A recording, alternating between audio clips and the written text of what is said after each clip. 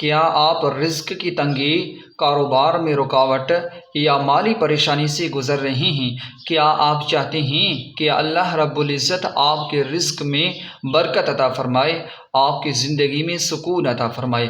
اگر ہاں تو یہ ویڈیو آخر تک ضرور دیکھنا، کیونکہ اس ویڈیو میں میں آپ کو سورہ مزمل کی تلاوت پر مشتمل ایک عمل بتاؤں گا جو کہ بہت سے لوگ اسے فائدہ اٹھا رہے ہیں، یعنی وہ اپنی روزمرہ کی عبادت میں اس صورت کو شامل کر رہے ہیں۔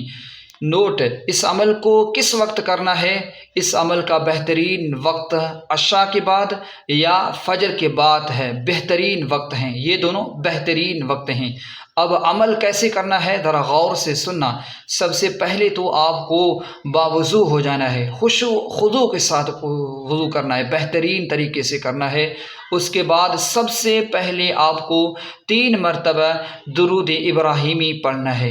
اس کے بعد آپ کو بسم اللہ الرحمن الرحیم کے ساتھ سورہ مزمل کو 3 مرتبہ پڑھنا ہے۔ اس کے بعد آپ کو پڑھنا ہے یا رزاق 100 مرتبہ، یا رزاق 100 مرتبہ آپ کو پڑھنا ہے۔ اور اس کے بعد پھر آپ کو پڑھنا ہے 3 مرتبہ درود ابراہیمی، اور کوئی درود نہیں پڑھنا، صرف درود ابراہیمی پڑھنا ہے۔ اب یہ عمل ہوا مکمل۔ اب آپ کو کیا کرنا ہے؟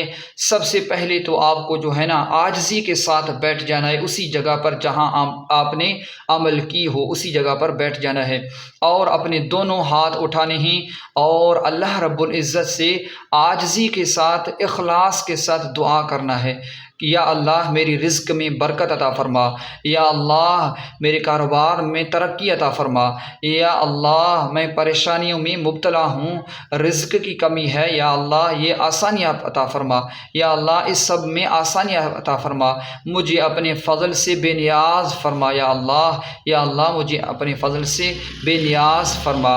اور اس کے ساتھ ساتھ آپ کو اللہ رب العزت پر کامل یقین ہونا چاہیے، بھروسہ ہونا چاہیے کہ اللہ رب العزت میری زندگی میں آسانیاں عطا فرمائے۔